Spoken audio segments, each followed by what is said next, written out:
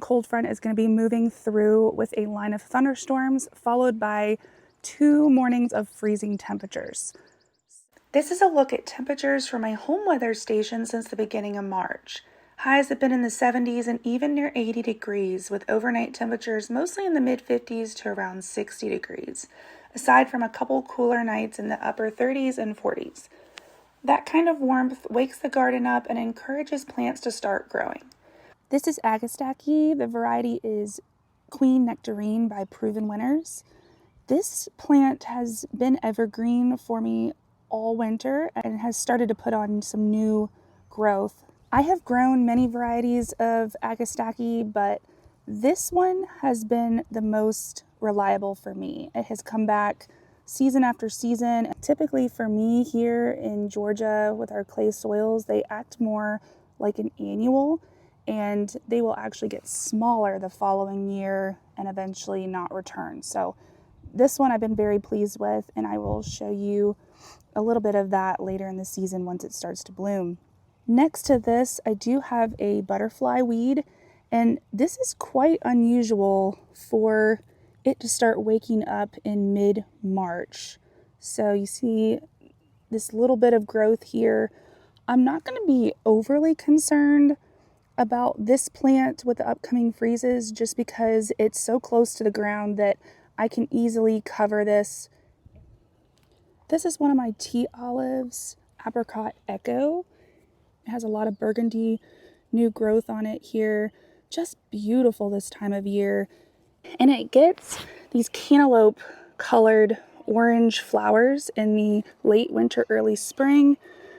I think there's a few left on here. You can see that. This will just be gorgeous as the season progresses. I just noticed I have a few buds that are close to opening up on my Clematis here. I'm actually going to need to come out here with some of my Velcro strips here and tie this up ahead of this weather so I don't lose this. This may just break off if I don't address it. So I'm going to come back here in a few minutes and fix this, but look at that. Definitely seems a little ahead of schedule. This is double play Doozie Spirea by Proven Winners. This is probably my favorite Spirea. It is just beautiful. These colors in the springtime are just vibrant. I love this color.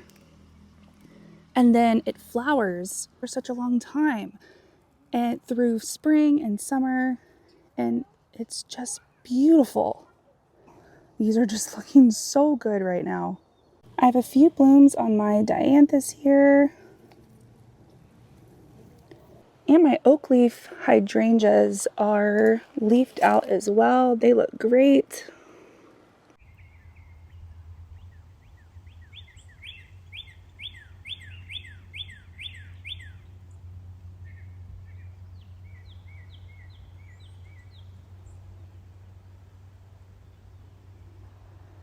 These are my native Walters Viburnums. They are absolutely gorgeous this time of year.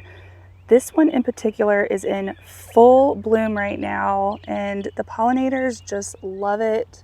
It's evening right now, so I don't see a whole lot of activity on it right now, but although these flowers are quite small, there are a lot of them, and this is probably the showiest plant in my garden this time of year.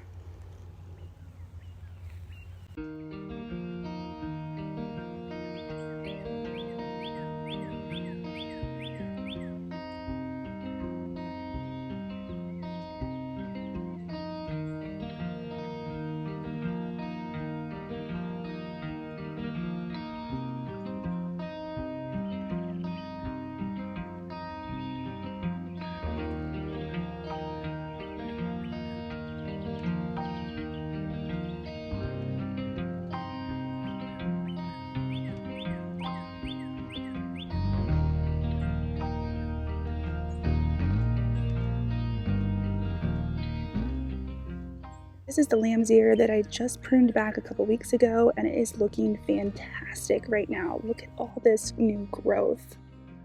Just beautiful.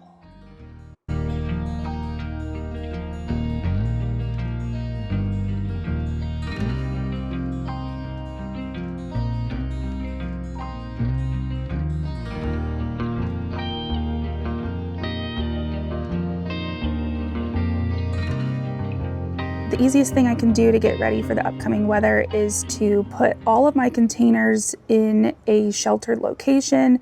I'm going to relocate most of these to my garage. We'll be getting a strong line of thunderstorms tomorrow morning with a lot of wind. So I'm going to go ahead and get all of these containers protected. The main reason that I'm protecting all of my containers is that the roots are above the ground and they are not protected from the upcoming cold, freezing temperatures. The temperatures are supposed to drop into the mid to upper 20s by Tuesday morning. These annual flowers are probably not going to survive if I leave them exposed. So that is one easy task I can do to get ready for this upcoming weather. So the recent warm temperatures also warmed the soil temperatures up into the mid 50s to at times mid 60s. So that has encouraged a lot of growth on the plants. And unfortunately, with all the wind that we are expecting, that is going to make it very challenging to protect a lot of these plants that are coming up right now, especially the perennials. I have a few frost blankets that I'm going to use, but I'm not sure when I'm going to be able to put them out, and I will have to secure them with rocks. I will do the best I can, but I think with this event, I'm going to focus on some of the plants that are close to the ground that I know that I can keep protected even with the wind, and I'm just going to have to cross my fingers for a lot of the shrubs and trees and bigger things in my gardens. This is one of the frost protection blankets that I will be using. I just got these on Amazon a long time ago, but they do cover a lot of ground, so I can cover a whole perennial border if I need to. It's very thin, so this material does let light through during the day, and I believe it works when it's raining, and it will let water through as well. So you can see that here.